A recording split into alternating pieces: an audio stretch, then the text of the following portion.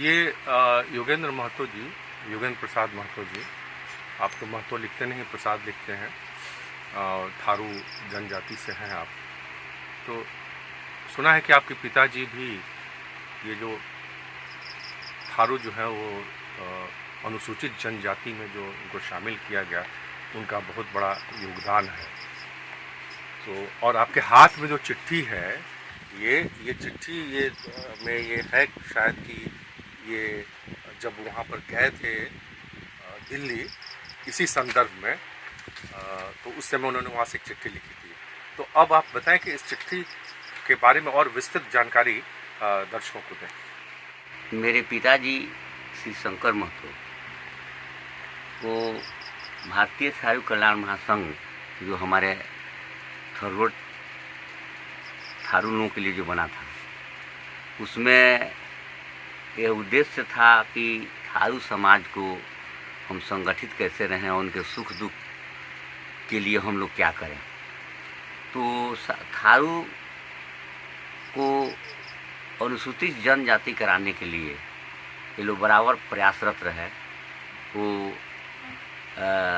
लोग सोचे कि बगल यूपी के थारू सिविल ट्राइब में है, लेकिन बिहार के थारू सिविल ट्राइब में नहीं है, और हम लोगों के साथ जो है अन्याय किया गया है। इसीलिए हेडमार्ट साहब जो रामनाथ काजी थे और मेरे पिताजी, ये दो ही लोग नई दिल्ली 22/3/90 को लोग पहले पहुँचे थे लोग। अच्छा।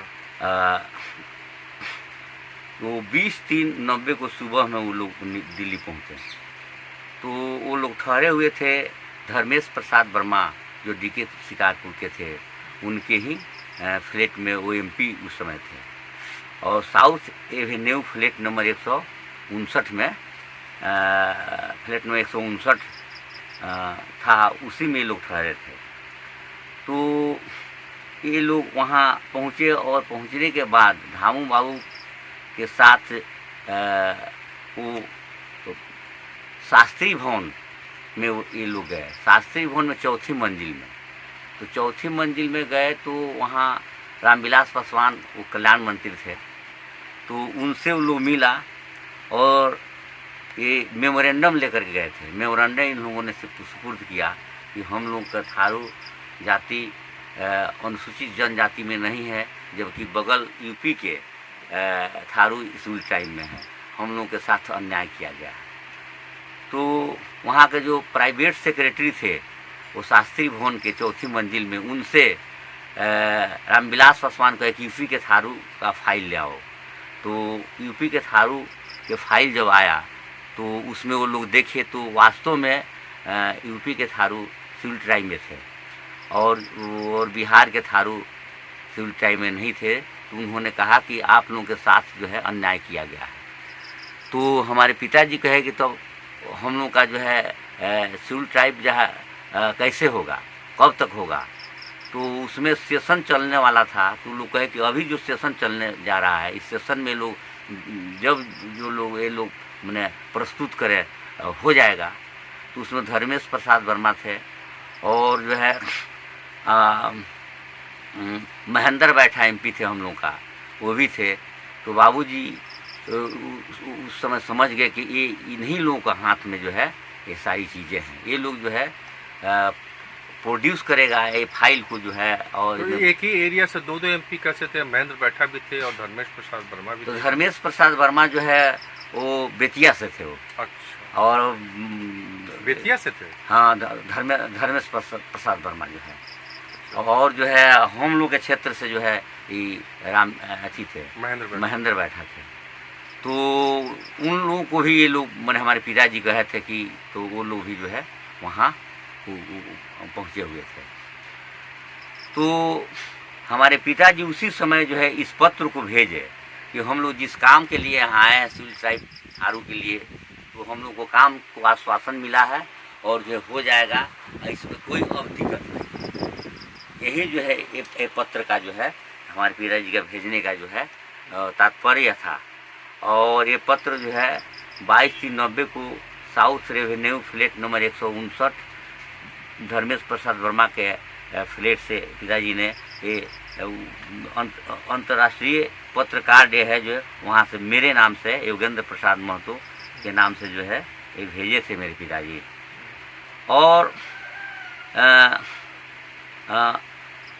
अजय कुमार ओझा जो JNU के प्रोडक्ट से स्टूडेंट से और वो 88 से हमारे घर पर आया करते थे।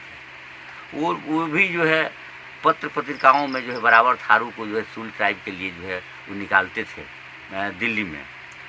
तो वो हमारे घर पर ही 88 से आया, मैंने 88 में आए और 88 से ही थारू पर थीसिस वो लिख रहे थे। तो वो भी वो बतलाए कि हाँ आप लोगों के साथ अन्याय हुआ है और जो शेड्यूल ट्राइब में प्रयास आप लोग कीजिएगा तो होगा। और जो हमारे पिताजी जो है उनके कहने पर और हेडमास्टर रामनाथ काजी थे, वो थरवट के सबसे बड़ा विद्वान आदमी थे और उनके कहने पर और वो रामनाथ काजी और हमारे पिताजी एक मित्र तुल्य थे लोग। तो उन्होंने कहा रामनाथ काजी हमारे पिताजी से कि शंकर जी हम लोग जी करके क्या करेंगे, हम लोग काम करें कि हम लोग चलें और दिल्ली में चल करके जो है इस काम को हम लोगों ने कराया। संघ के माध्यम से होगा नहीं होगा, लोग कब जाएंगे नहीं जाएंगे, लेकिन हम लोग चलें। और जो है हमारे पिताजी जो है और हेडमास्टर साहब गए और जो है अजय कुमार ओझा जो Bettiah English head of department Aryan Ojha के लड़के, वो थारू पर ही उन्होंने चुना कि थारू को लोग बागड़ कहते हैं, लेकिन बागड़ का अर्थ इन्होंने बताया और लगाया कि ये बहुत सीधा साधा होता है। थारू बागड़ का मतलब ये नहीं हुआ कि ये लोग जो है गलत हों, ये लोग सीधे साधे होते हैं, निश्चल होते हैं। इसीलिए थारू पर ही इन्होंने सोचा और थीसिस लिखा थारू पर। और हमारे घर पर जो 88 से रहे और दूर दराज तक जो है घूम करके थारू के विषय में चर्चा करते, इसके बारे में खोज करते और लिखते थे ये। और उसके बाद से हमारे यहाँ बराबर आते हैं और आते रहे हैं और इस पर जो है ये खोज करते रहे हैं ये जो है। और उस समय जो है हम लोग के यहाँ न बिजली थी और न कोई सड़क था और टांगा जो है चलता था। कभी कभी रामनगर से पैदल भी यहाँ आ जाते थे और जाना भी रहता था तो पैदल ही चले जाते थे। और जो है भांस पाँक में आकर के उन्होंने बहुत जो है अथक प्रयास किया और जो है हम लोग थारू के सही चीज़ को इन्होंने जानकारी प्राप्त ली और इन्होंने इस तह तक पहुँचा के थारू लोगों को बहुत शोषण किया गया है और किया जाता रहा है और आज भी किया जाता है। इन लोगों के पास शिक्षा के अभाव है और जो है इन लोगों को जो है डिवाइड एंड रूल की पॉलिसी अपना कर बाहरी लोग जो है यही सूत्र पर काम करते हैं। इन लोगों को अलग अलग तोड़ देते हैं लोग और अपने जो स्वार्थ सिद्ध करना रहता है लोग करते हैं, क्योंकि ये लोग भोले भाले सीधे साधे ये आदमी हैं लोग। और मेरे पिताजी और हेडमास्टर साहब रामनाथ काजी के प्रयास से हम लोग का जो है शेड्यूल ट्राइब में की दर्जा जो है 2003 में मिला।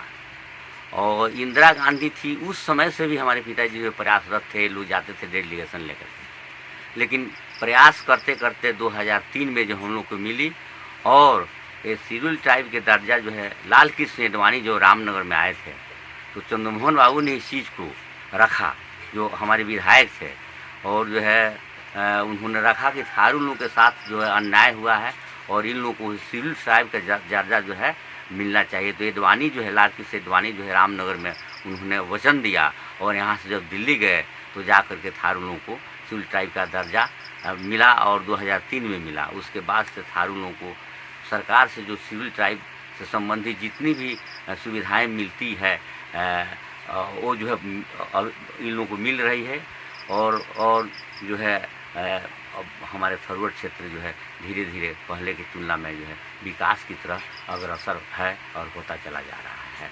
और जो है ये सरकार जो है जो